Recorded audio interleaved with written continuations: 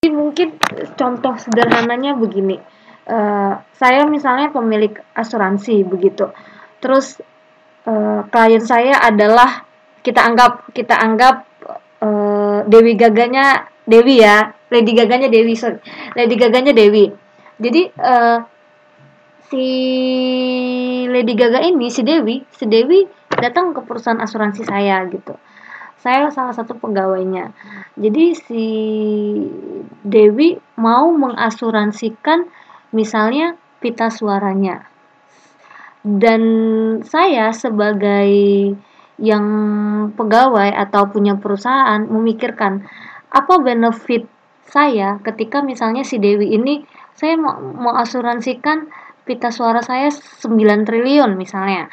Dan saya juga berpikir ketika nanti si Dewi ini someday atau one day dia ada bermasalah dengan pita suaranya, apakah worth it? Apakah memang saya tidak rugi memberikan 9 triliun kepada Dewi?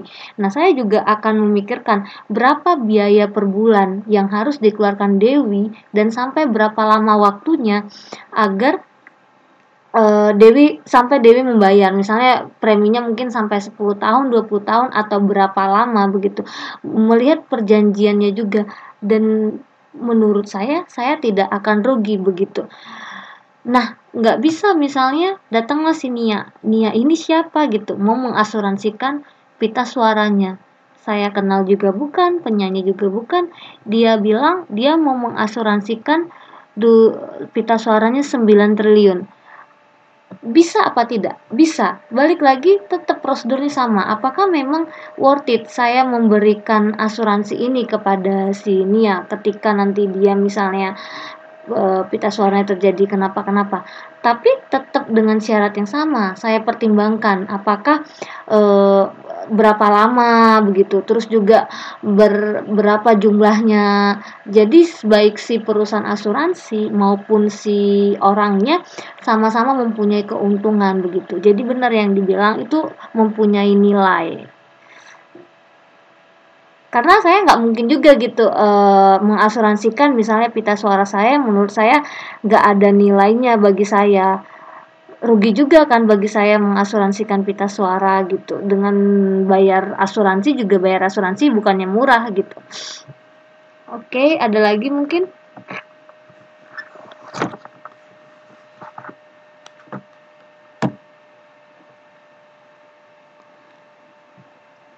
Ini ada pertanyaan ya dari tadi Kusaini mau nanya tadi ya.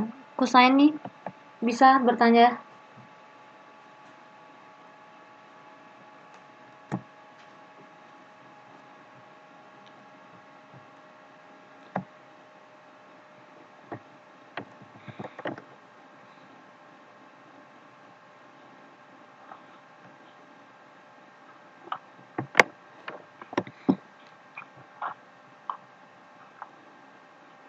Kusaini mungkin.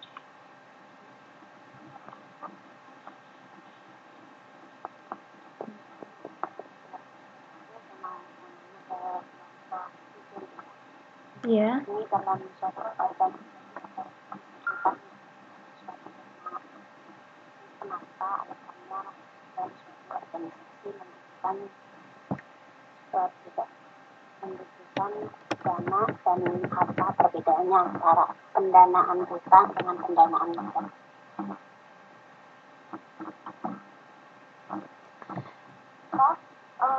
Suaranya nggak jelas ya, bisa lebih dijelasin lagi nggak, suaranya digedein atau misalkan nggak bisa diketik nggak?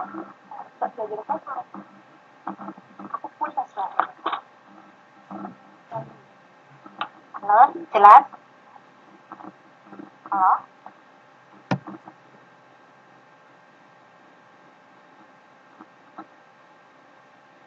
Ada suaranya.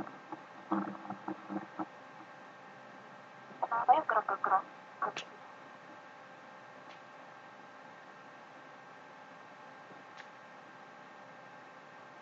Kamu saya ini ditulis aja. Ya mungkin bisa ditulis suaranya. Ditulis soalnya. Sambil menunggu. Soalnya tadi memang nggak jelas suaranya. Sambil menunggu. Ada Bu itu Fitri pertanyaan. Iya, saya baca ya pertanyaan dari Fitri ya. Menurut kakak-kakak kelompok 7, bagaimana upaya bagaimana upaya pemerintah mempertahankan stabilitas sistem keuangan di tengah pandemi corona saat ini? Apakah BLT itu termasuk salah satu upaya? Oke.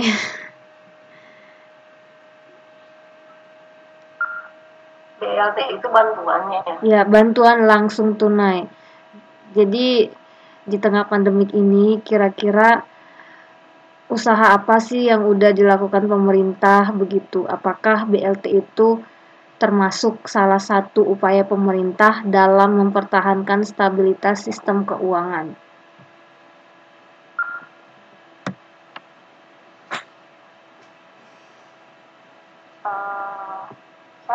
Saya mau bantu jawab Bu. Boleh. Saya Dia Meyangsari. Saya ingin menjawab pertanyaan dari Kak Fitria. Bu, suara saya jelaskan ya? Takut kecil. Jelas. Jelas. Oke. Di sini pertanyaannya bagaimana upaya pemerintah mempertahankan stabilitas sistem keuangan di tengah pandemi corona saat ini? Apakah BLT termasuk salah satu upayanya? Iya, betul ya. BLT yaitu bantuan langsung tunai itu merupakan salah satu upaya yang dilakukan pemerintah untuk menjaga atau mempertahankan stabilitas sistem keuangan. Menurut berita yang beberapa sumber berita yang saya baca, yaitu pemerintah melakukan mempertahankan stabilitas sistem keuangan itu ya dengan berbagai cara. Di antaranya yaitu BLT, bantuan langsung tunai. Yang kedua yaitu terbitkan surat utang untuk biaya dunia usaha. Kemudian yang ketiga menjaga ketersediaan bahan pokok. Kemudian yang keempat kucurkan dana sebanyak 158,2 triliun ya. Nah, apa sih maksudnya itu? Pemerintah itu ketika di tengah pandemi seperti ini ya, itu pemerintah memberikan bantuan langsung tunai seperti yang BLT itu dari dulu juga ada sebelum pandemi. Betul, BLT ada tapi kan sistemnya kan berbeda Kak. Jadi ada bantuan langsung tunai sistem misalkan kayak istilahnya jurusannya ada yang untuk rakyat miskin. Tapi kan BLT-nya yang sekarang dilakukan kan berbeda. BLT yang sekarang kan seperti yang sudah diberitakan ya, yaitu per kartu keluarga itu Rp600.000 setahu saya.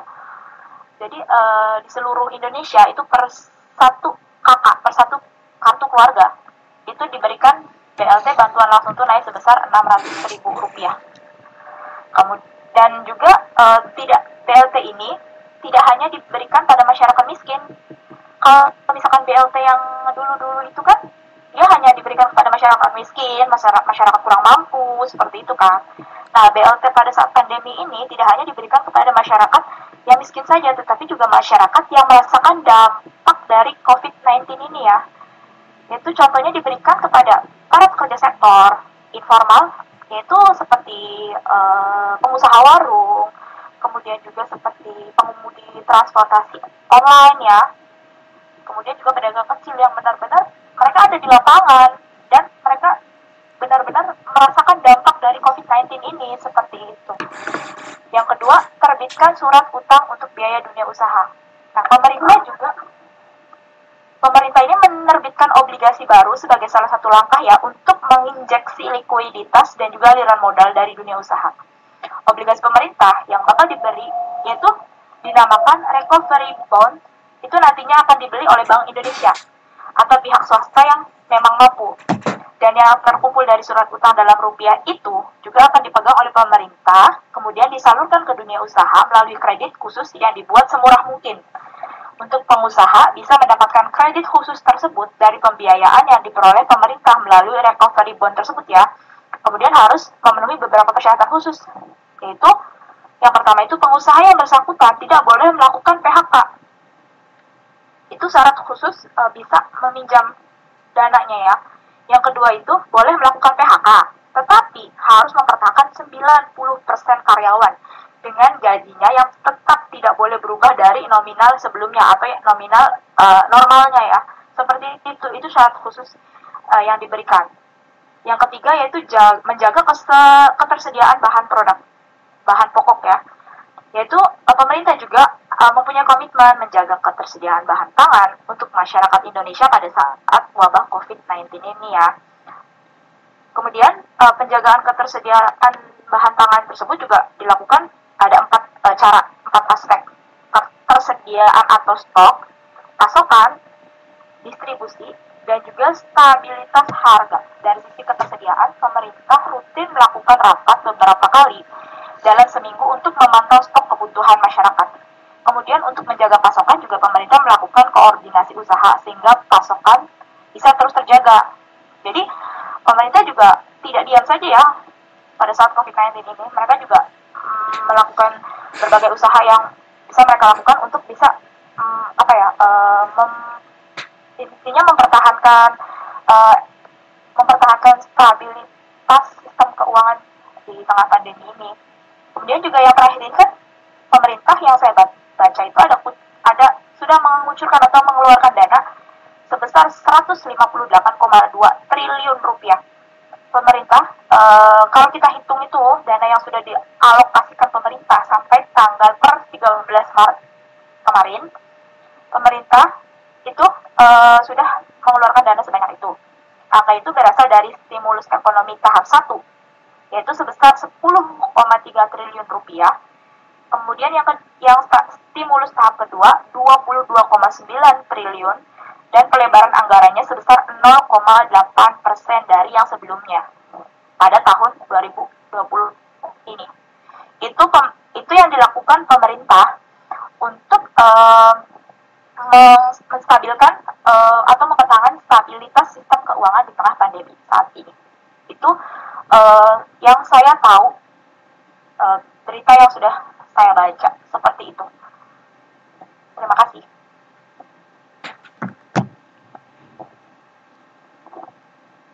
Oke, terima kasih Dewi. Penjelasannya sangat jelas, sekali lagi sangat jelas ya. Jadi pertanyaannya mungkin ada yang bertanya gitu sama saya gitu. Dia bertanya pertanyaan yang sama dan saya jawab kurang lebih sama seperti Dewi menjawab. Terus teman saya bertanya balik gitu kepada saya. Apakah menurut kalian atau menurut saya, ini saya tanya nih ke kalian lagi. Apakah menurut kalian itu berhasil tidak untuk menjaga stabilitas ekonomi Indonesia, usaha-usaha yang dilakukan pemerintah itu? Bagaimana menurut pendapat kalian? Saya bertanya lagi nih. Apa pendapat kalian? Menurut kalian usaha-usaha tersebut apa tadi pertanyaan? Usaha-usaha tersebut sudah cukupkah gitu untuk membuat atau menjaga stabilitas ekonomi Indonesia menghadapi pandemi ini? Mungkin bisa diskusi. Seperti tadi Dewi menjelaskan recovery bond ya, jadi surat utang negara. Jadi saya jelaskan sedikit. Salah satu upaya yang dilakukan itu untuk menambah APBN, anggaran belanja negara biar nggak defisit, adalah surat utang negara itu diperjualbelikan dengan bebas darinya di pasar saham. Jadi banyak investor yang membeli langsung saham-saham tersebut, surat utang negara tersebut. Nah, ini menambah jadinya utang luar negeri, bukan salah satu dampak yang dihadapi Indonesia. Tapi keuntungannya adalah tadi dana kita yang tambah triliunan itu, dan dengan dana itu banyaklah kebijakan-kebijakan yang diberikan seperti tadi yang udah dijelaskan Dewi. Pertanyaannya, kebijakan recovery bond tadi yang dijelaskan, yang pada akhirnya menambah utang luar negeri, apakah menurut kalian itu adalah cara terbaik. Bagaimana pendapat kalian menanggapi hal tersebut?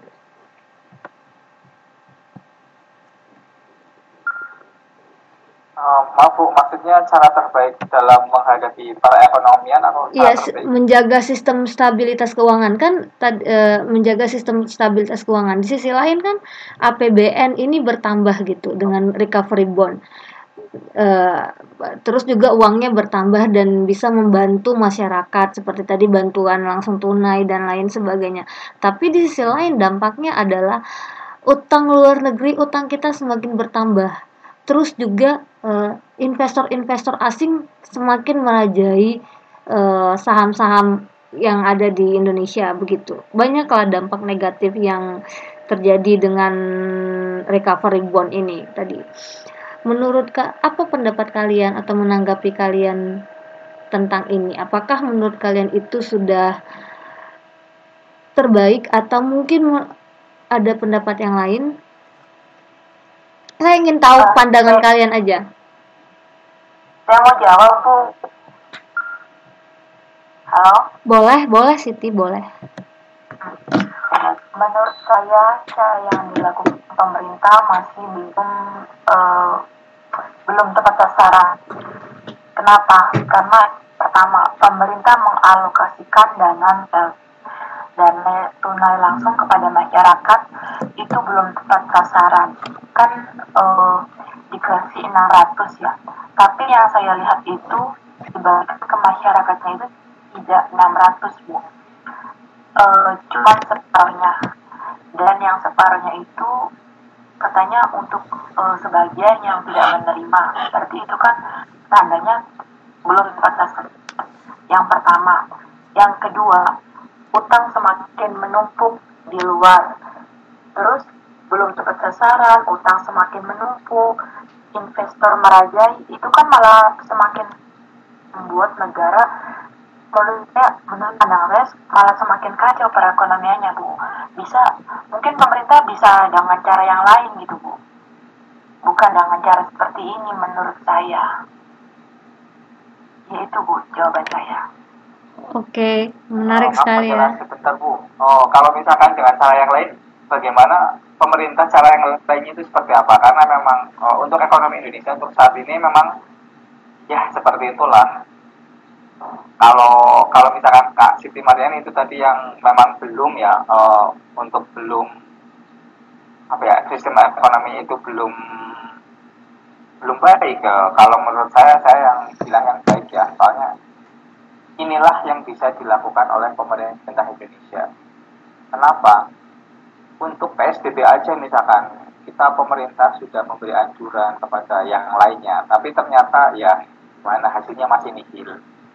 Gak ada satupun yang mengikuti anjuran pemerintah. Menurut saya pemerintah itu udah berjuang lah. Dia minta utang luar negeri untuk memenuhi kebutuhan yang ada di rakyat Indonesia.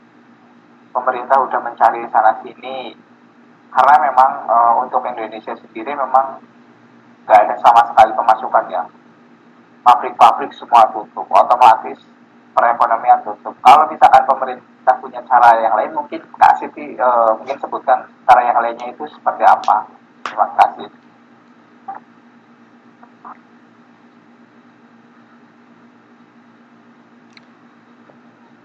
Oke, mungkin menarik kan ini. Kenapa saya memberi pertanyaan ini gitu? Jadi ketika nanti kita ditanya orang gitu, jadi kita bisa memberikan pandangan secara akademis. Nah, karena kita sudah belajar kan, jadi kita ada pandangan-pandangan yang kita masukkan gitu, teori-teorinya menurut yang udah kita pelajari. Pertanyaan Latif bagus. Mungkin ada pendapat ada cara lain nggak gitu? Cara yang bagaimana mungkin?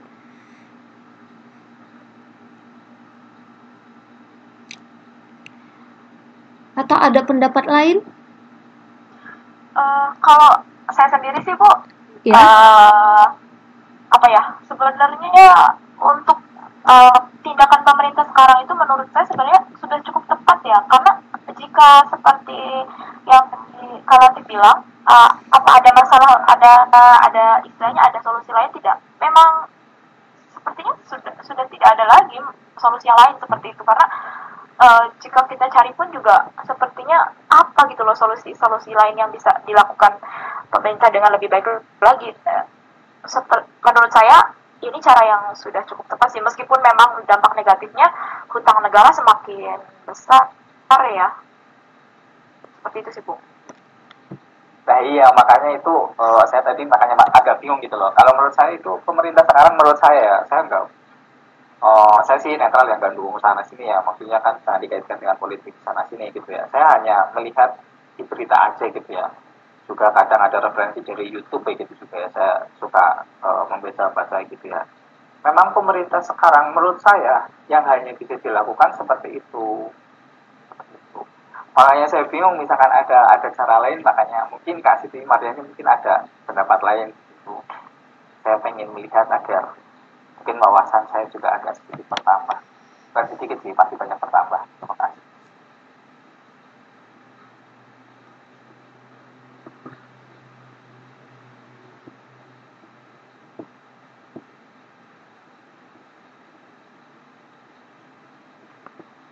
Oke. Ada yang memberikan pendapat lain atau?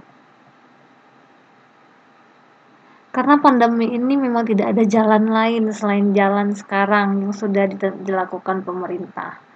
Jalan satu-satunya. Oke. Kalau menurut saya, ini adalah keputusan menurut saya secara pribadi, benar kata Latif tadi, lepas dari politik atau tidak, tapi menurut saya ini lebih baik daripada pemerintah kita tidak melakukan apa-apa. Dan negara Indonesia bukan satu-satunya negara yang menjual surat utang negaranya atau menjual obligasinya secara bebas. Salah satu negara juga yang melakukan hal yang sama yaitu Jepang. Nah, Jepang ini dulu adalah negara kedua terbesar investasi dunia. Tapi Jepang ketika ada kejadian-kejadian yang tidak terduga seperti krisis moneter dan seperti corona ini juga, Jepang itu selalu kewalahan. Dibilang kewalahan ya mungkin kewalahan, salah satu negara kewalahan mungkin ya, kewalahan agak survive gitu, yang mungkin lebih berjuang gitu daripada mungkin dibandingkan dengan negara lain gitu, sama seperti Indonesia. Nah, menurut saya ini lebih baik dilakukan oleh pemerintah, baik pemerintah Indonesia maupun Jepang, karena karena sebelum melakukan ini pemerintah pasti sudah menilai yang terburuknya sekalipun apa dengan melakukan hal tersebut. Karena sistem ekonomi Indonesia juga tidak stabil. Kita dapat dari mana pertambahan ekonomi? Sedangkan banyak perusahaan-perusahaan, hotel-hotel, bisnis-bisnis yang tutup, yang gagal, yang bangkrut. Dan ini mungkin bisa mengurangi defisit negara kita seperti yang saya katakan. Memang dampaknya adalah meningkatkan utang luar negeri dan mungkin terlalu mengandalkan surat utang luar negeri sebagai pendapatan negara. Karena saya katakan tadi, sistem ekonomi tidak stabil, banyak perusahaan yang bangkrut, yang gagal. Tapi mau gimana? Banyak usaha juga yang survive, yang gagal, makin banyak pengangguran dan lain-lain. Pemerintah meningkatkan kartu prakerja untuk pengangguran, dan itu menurut saya jadi lebih baik gitu. Pengangguran jadi dapat duit, paling enggak bisa survive atau bisa memikirkan cara lain untuk dalam waktu beberapa dekat ini, seperti itu. Jadi ini caranya mungkin sudah lebih baik daripada tidak melakukan apa-apa. Itu oke. Mungkin ada lagi. Sangat bagus ya, pendapat kalian semua bagus-bagus. pertahankan berdiskusi sebagaimana mestinya. Oke. Ada lagi nggak yang mau bertanya? Oh, ini pertanyaanku saya ini. Dalam suatu organisasi selalu membutuhkan dana. Apa alasannya suatu organisasi memerlukan dana? Dan apa perbedaannya pendanaan utang dan pendanaan modal? Mungkin bisa dijawab dulu oleh kelompok 7 atau mungkin teman-teman yang lain ada pendapat atau pandangan. Silakan.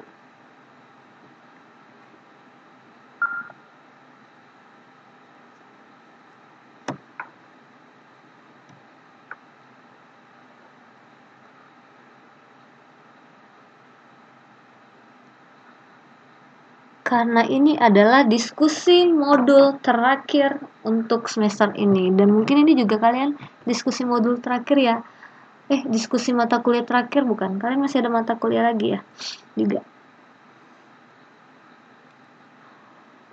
Oh. Masih ada satu kali lagi kan? Iya. Mata kuliah lain kalian sudah selesai? Masih ada Bu, manajemen. Oke. Gurunya Afifah ya? Bukan, Ibu Endi. Oh, kirain Afifah. Kirain Ibu Afifah. Oke, ada lagi? Bisa dijawab, silakan.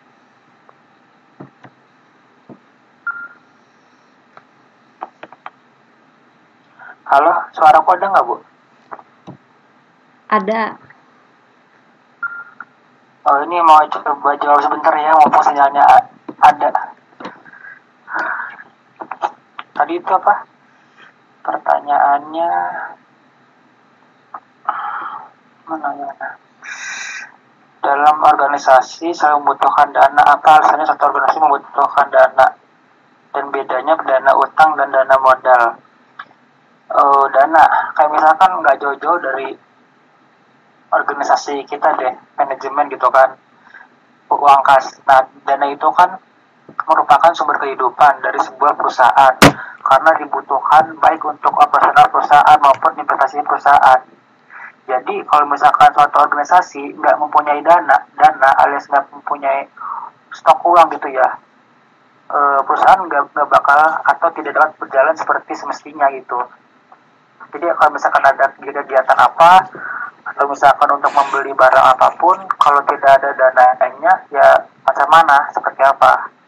Terus yang kedua adalah perbedaan antara dana utang dan dana modal. Nah, dana utang ini bisa kita artikan sebagai dana pinjaman. Jadi kita meminjam kepada seorang investor gitu kan, dana gitu kan, berapa sekian atau berapa nilainya untuk memodali usaha kita, seperti itu. Dan kalau untuk pendanaan modal itu adalah stok awal, atau misalkan kayak misalkan gini, ada sebuah perusahaan yang sedang bergerak, lalu kita untuk menanamkan modalnya atau investornya di perusahaan tersebut, itu namanya pendanaan modal. Jadi stok awal atau investasi, seperti itu kasarnya. Mungkin dari yang lain ada tambahan, boleh.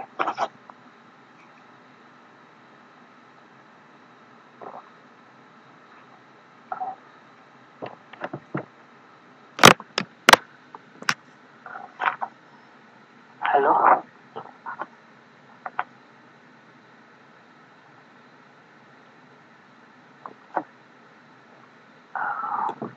Ya, halo. Oh, ya mungkin dari mana ada yang nambahin? Dari saya ya, Dewi Mayangsari. Di sini saya ingin menambahkan, sebenarnya bukan menambahkan sih, lebih tepatnya ingin ikut berdiskusi tentang pendanaan utang dan pendanaan modal ya. Sebenarnya menurut saya pendanaan utang itu mungkin ketika suatu organisasi meminjam uang untuk pendanaan utang, mungkin suatu organisasi tersebut mempunyai utang kepada pihak lain, dan dia meminjam untuk menutupi hutangnya tersebut. Sedangkan pendanaan modal yaitu dia meminjam uang untuk untuk untuk mempersiapkan modal dia gitu loh, untuk modal organisasinya tersebut. Jadi perbedaannya seperti itu sih. Tapi ketika kita juga meminjam suatu uang, jadi ketika kita melakukan utang, bisa jadi itu juga untuk modal dari sebuah perusahaan atau dari sebuah organisasi tersebut. Itu sih yang saya tangkap ya. Barangkali saya salah, bisa mohon diperbaiki Ibu. Terima kasih.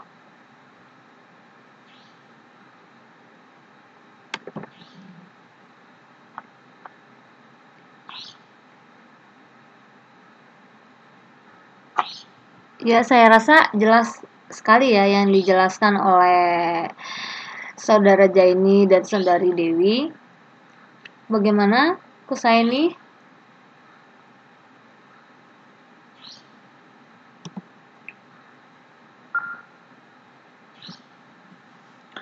Ada yang mau bertanya? Wah, kalian ini biasanya banyak banget pertanyaannya. Apakah kalian sudah memikirkan ketupat, opor ayam, Takbiran, Bu. memikirkan malam takbiran? Mudik, Bu. Iya, belum bisa ya. Iya, Bu. Belum bisa. Masih corona. Sabar ya. Kangen rumah, kataku Saini. Ya, jangan sedih-sedih.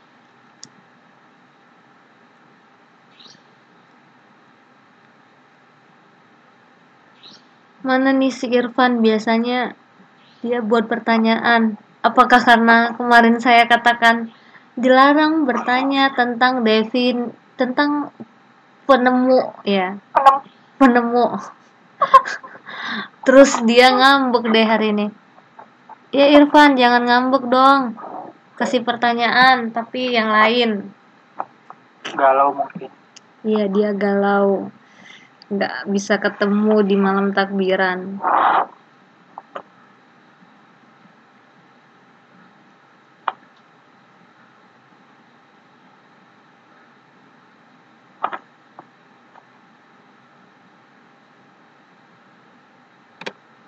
Ini ada pertanyaan nih, Anang. Saya bacakan ya.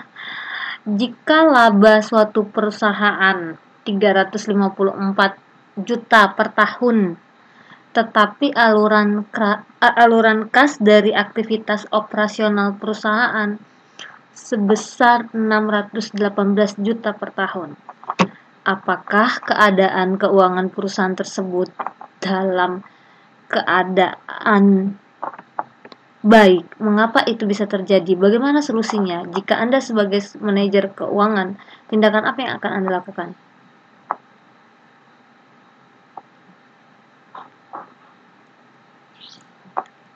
Ingat ya, pertanyaannya laba. Pernyataannya laba sebesar 354 per tahun. Dan aliran arus kasnya 618 juta per tahun. Pertanyaannya, apakah keadaan keuangan perusahaan tersebut dalam keadaan baik?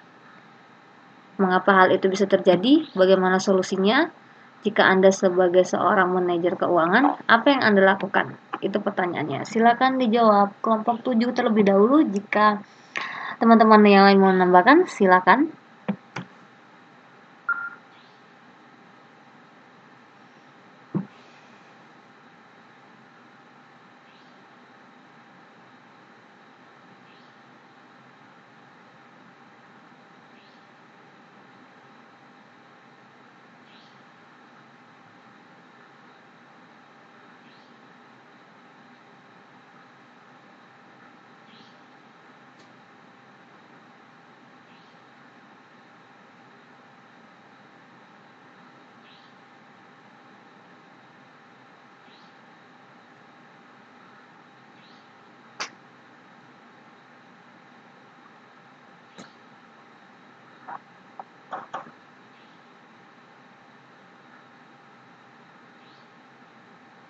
Tapi saya nambahin dikit ya Bu.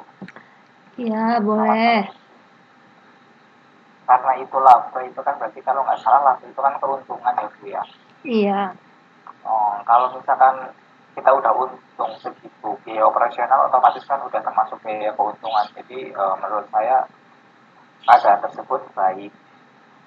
Mengapa itu terjadi ya? Karena itu sudah terjadi laba. Kalau misalkan kita belum terjadi laba, misalkan masih kotor lah. Kalau misalkan masih kotor, hitung-hitungannya berapa, mungkin kita sebagai manajer bisa mengevaluasi ulang kenapa bisa hal itu terjadi. Kalau misalkan udah dalam bentuk laba, kita udah laba bersih, artinya pemasukan bersih dari suatu organisasi atau suatu perusahaan itu kan udah labanya udah segitu ya, menurut saya udah termasuk baik.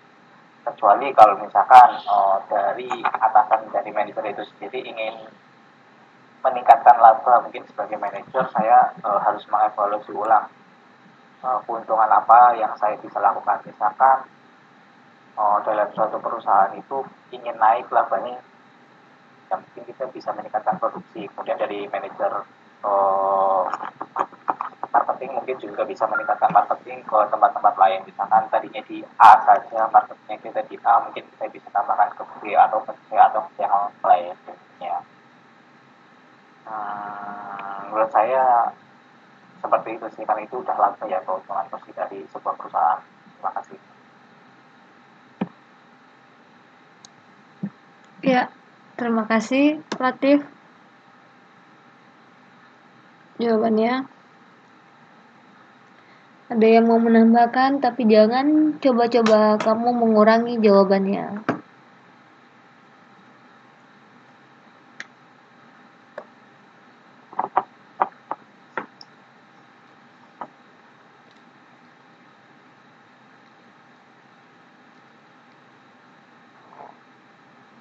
Wah, karena suasana lebaran nih sepi ya. Banyak yang galau nih kayaknya. Bukan seperti Bu, materinya sulit.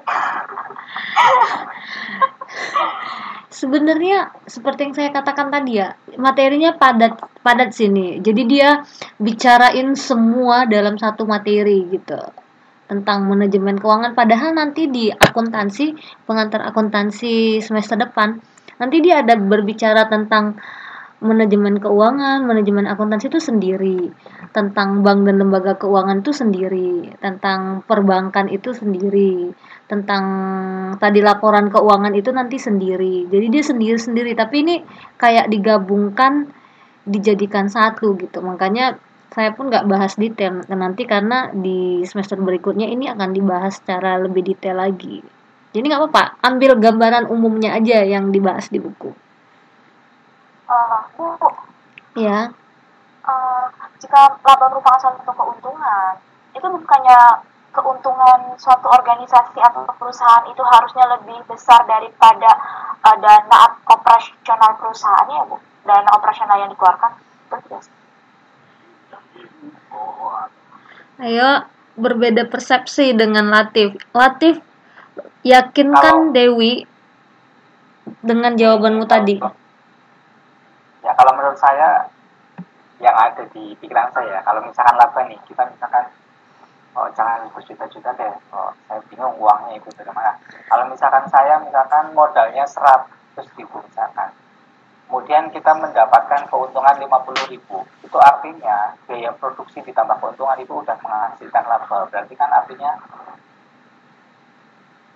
jumlah total penjualan kita, misalkan kita modalnya 100.000, berarti jumlahnya semuanya 100.000 ditambah 50.000, artinya kita sudah mendapatkan keuntungan 50.000 ya. Jadi artinya kalau misalkan dari segi Mas Anang Maruf ini kan biaya operasionalnya itu 618, berarti keseluruhan yang kita dapat semua perusahaan itu berarti 618 ditambah 354 yang hasilnya berapa ya? Berarti 2, ya banyak lah pokoknya. Intinya karena itu sudah termasuk laba, masuknya udah laba, artinya keuntungan, itu artinya biaya produksi itu sudah, biaya operasional itu tulisannya itu biaya operasional itu sudah memenuhi, kemudian ada tambahan laba. Itu artinya kalau misalkan saya modalnya 100.000 nih, saya penjualannya berarti 150.000, berarti saya punya keuntungan 50.000. Menurut saya itu seperti itu kalau laba ya itu. Terima kasih.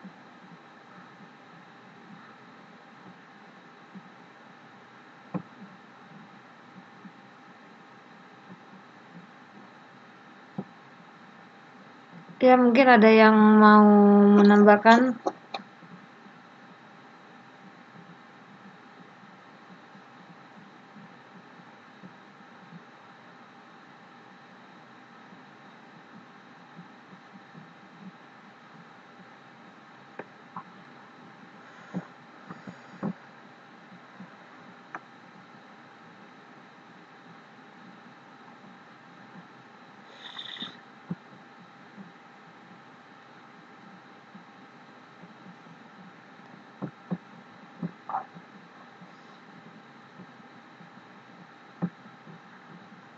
Halo Bu, Ya, menurut saya itu mah bukan bukan apa ya, bukan untung Bu. Orang labanya laba 354 juta, sedangkan aliran operasionalnya aja 618. Mungkin salah nyatet kali Bu itu. enggak, itu enggak salah nyatat, itu benar. Oh,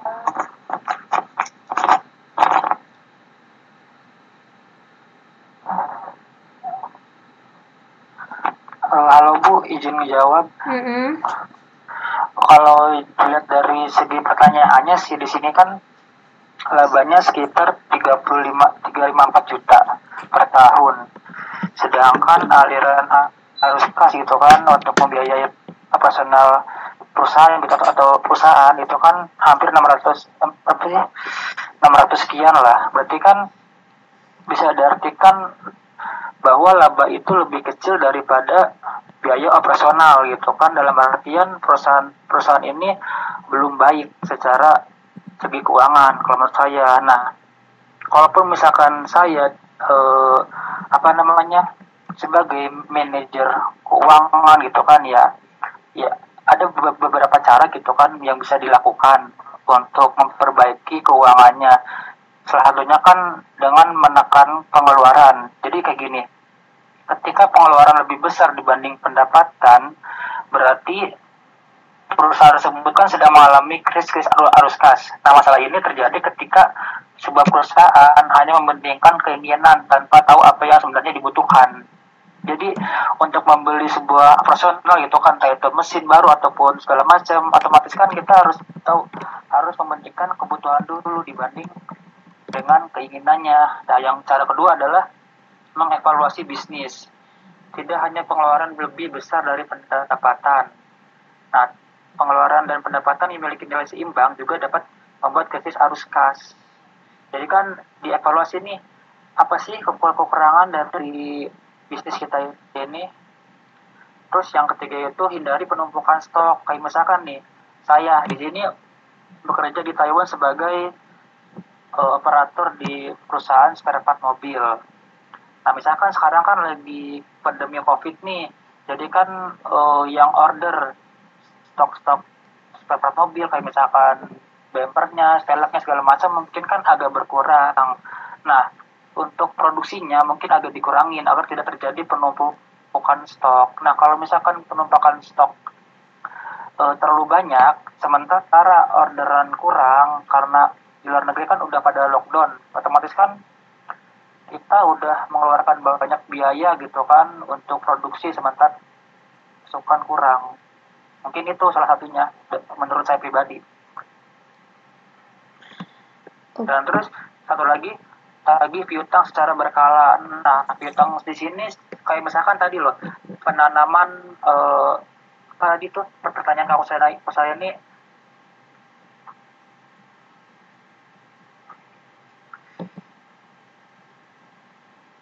mana tadi pertanyaan saya itu tentang pendanaan utang. Nah, di sini kan pendanaan utang itu kan untuk minjam uang. Misalkan ada perusahaan lain minjam uang kepada perusahaan kita. Nah, kita tagih secara berkala, secara bertahap.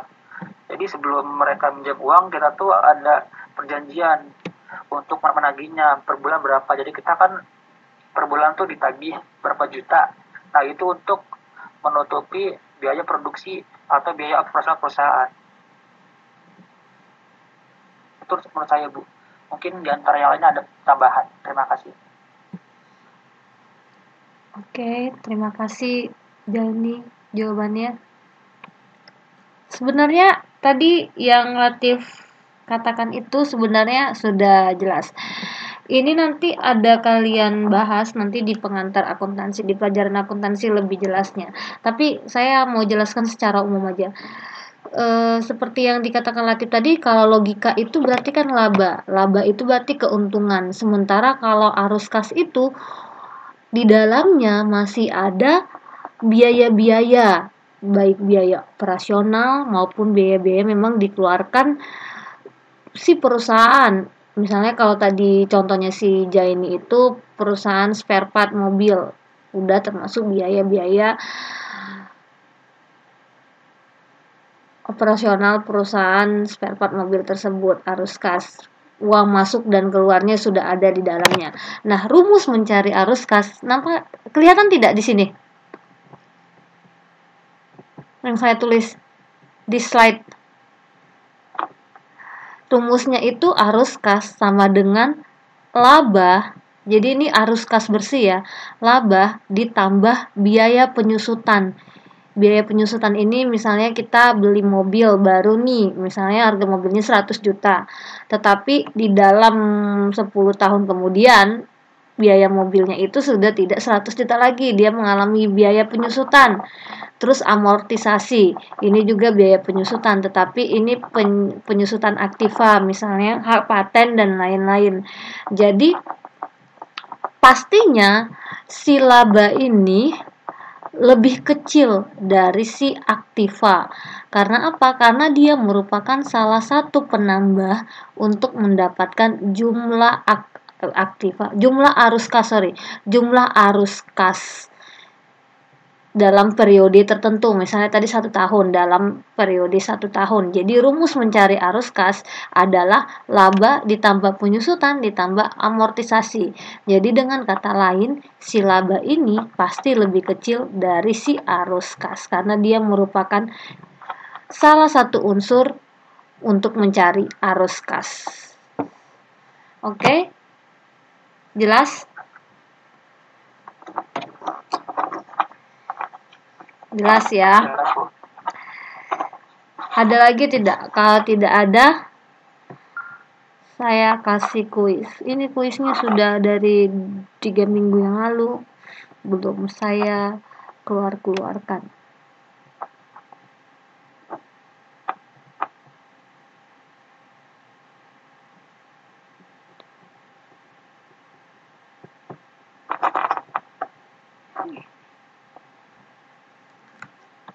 Ada yang mau ditanya?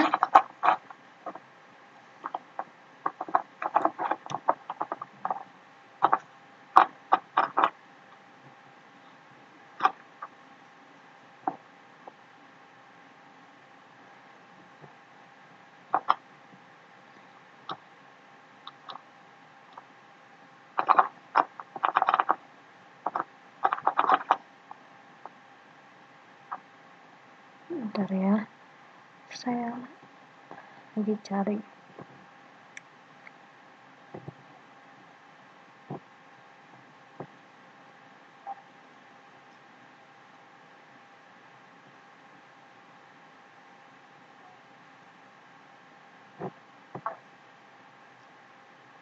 Halo, kok sepi ya? Oke. Saya mau bertanya, kata Irfan.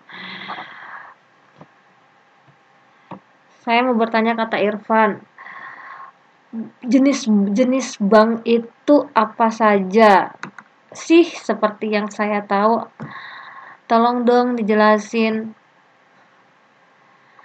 Tadi sudah ada jenis-jenis bank, ada bank umum, bank komersil, bank umum, bank sentral, bank komersil, sama bank syariah. Bank sentral itu tadi Bank Indonesia, itu salah satu fungsinya untuk menjaga stabilitas keuangan, nilai mata uang, nilai rupiah. Terus yang selanjutnya bank komersil. Bank komersil itu apa? Yang lebih mengutamakan laba. Misalnya apa? Bank Mandiri dan lain-lain. Terus bank syariah apa? Lebih meningkatkan nilai-nilai syariah atau agama Islam. Dia ini biasanya bagi hasil dan biasa keuntungan ini bank syariah ini kalau di Indonesia didirikan oleh MUI. Jadi ini peraturan bank syariah di dunia itu sama semua karena berdasarkan agama Islam. Oke, sudah ya, Irfan. Saya saja yang jawab. Tadi sudah dibahas sih sama temennya. Itu saya singkat aja. Oke.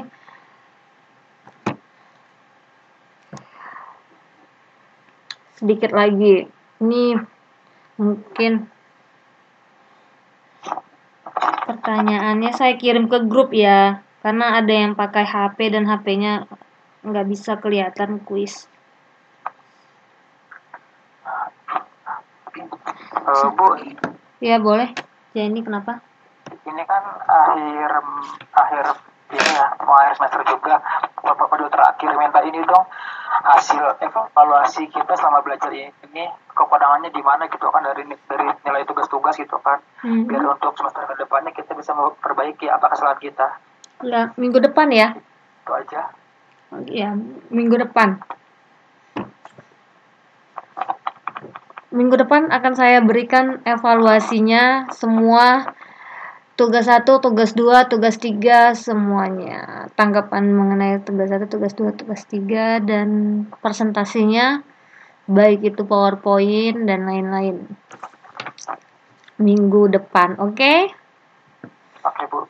Terima kasih. Oke, saya tutup dulu foldingnya ini. Memang cuma 4 orang aja nih yang bisa kelihatan ya soalnya ya.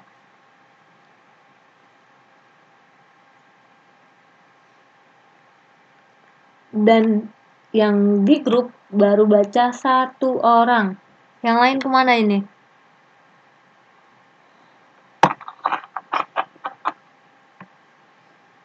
Makan kupat kali. Tadi katanya nggak ada yang masak. Sekarang makan kupat.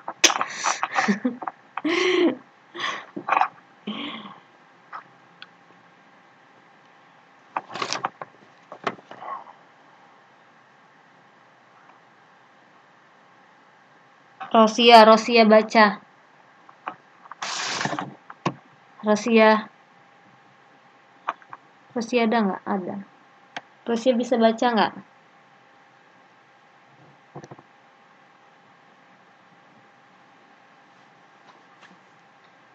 Rosia. Wah, Rosia menghilangkan kesempatan. Saya hitung ya sampai 3. Saya akan kasih kesempatan ke teman yang lain. 1, 2,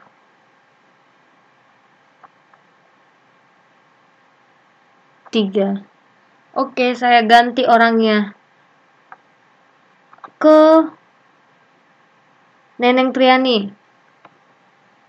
Neneng Triani. Iya, Bu. Kedengeran nggak, Bu? Kedengaran. Baca soalnya. Yang dimaksud dengan defisit neraca perdagangan adalah, saya jawabnya Abu, ekspor di suatu negara lebih kecil daripada impor. Ada beda jawabannya?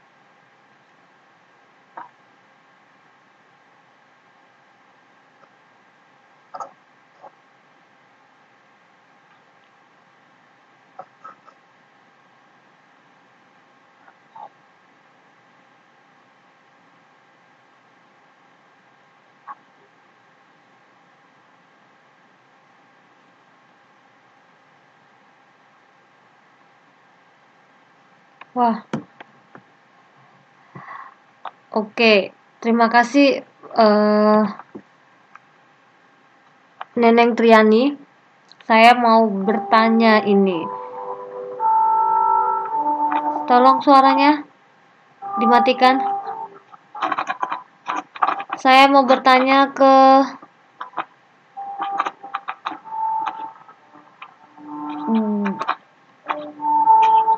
Dita. Dita kenapa jawab D?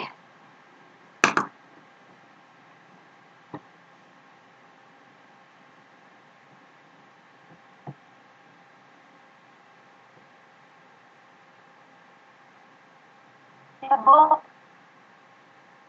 Kenapa jawab D? Feeling, Feelings. suatu bentuk perdagangan dan negara dengan suatu kesepakatan bersama. Benar nggak sih, Bu? Wah, saya tanya. Benar nggak?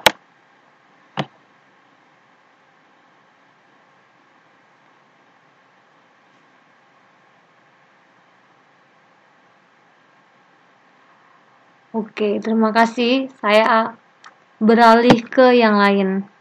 Atika kenapa pilih B? Ini ada yang jawab A, B, dan D soalnya. Atika kenapa jawab B?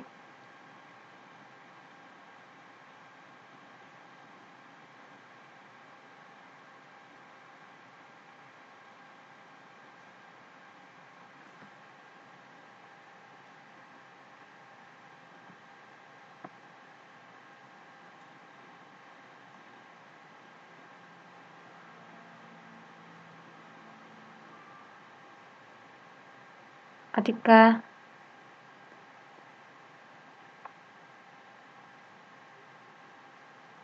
Oke. Kalau Atika tidak jawab, Anang kenapa jawab bukan. Anang jawabannya A. Aku lihat di Google. Jujur sekali.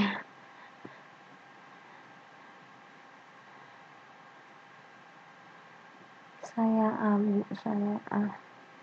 Ada yang beda lagi ya? Ntar saya lihat dulu ya. Ada yang beda nggak?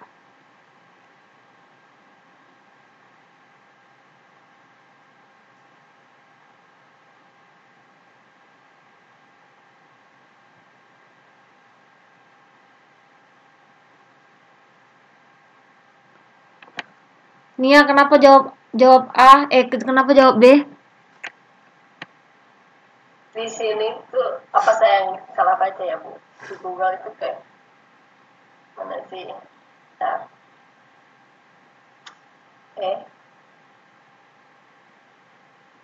di sini neraca perdagangan, apa defisit neraca perdagangan? Iya itu apa? Nilai ekspor lebih besar daripada nilai impor, apa saya baca ya? Di warta ekonomi.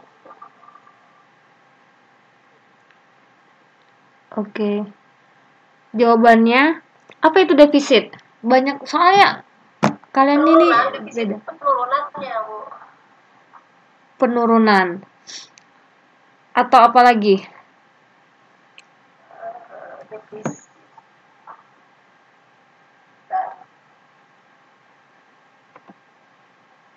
Ke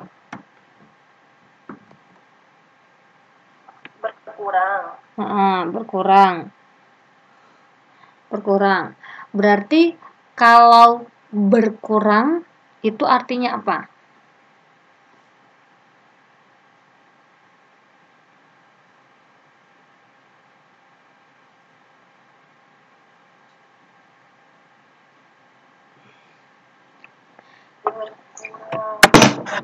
Rugi ya, Bu. Pengeluaran yang lebih daripada penghasilan gitu. Ya, kalau berkurang itu berarti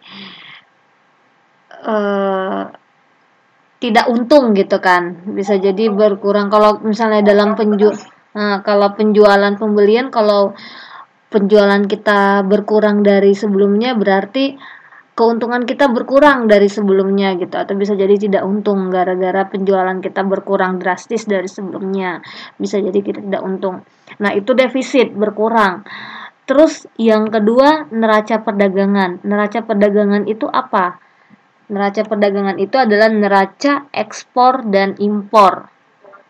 Nah, digabung deh itu defisit dan neraca perdagangan. Berarti kalau digabung artinya apa?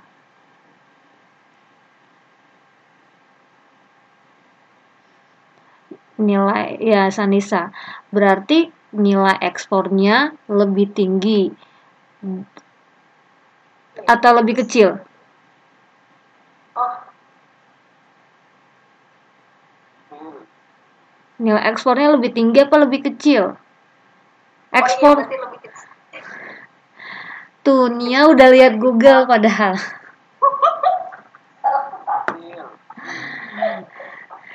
Jadi sebisa mungkin kalau jawab sesuatu tuh dibedah dulu kata-katanya gitu kan. Sebenarnya kan gampang, defisit itu berkurang atau tidak untung gitu kan, defisit surplus gitu.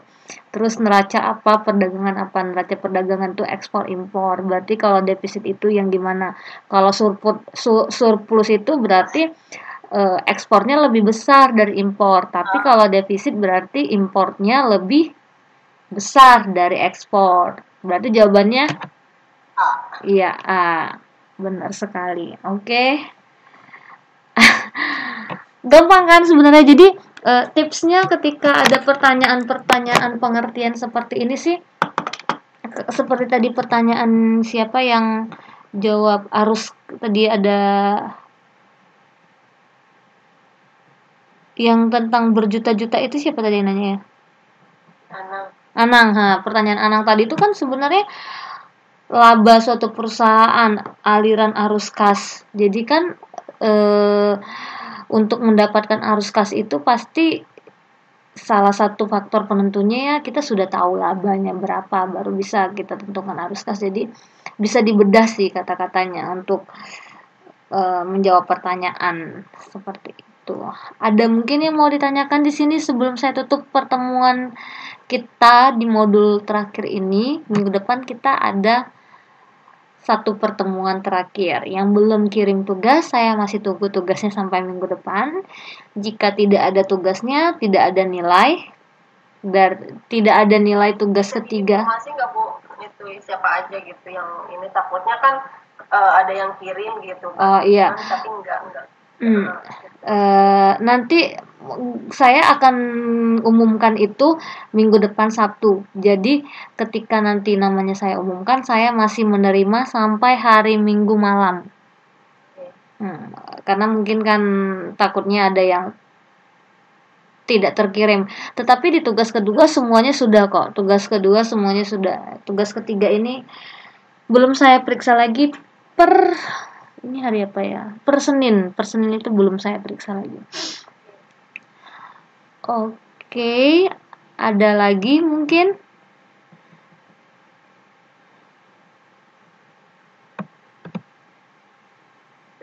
Ada? Jelas ya? Oke. Terima kasih, sampai di sini dulu semua pertemuan kita hari ini.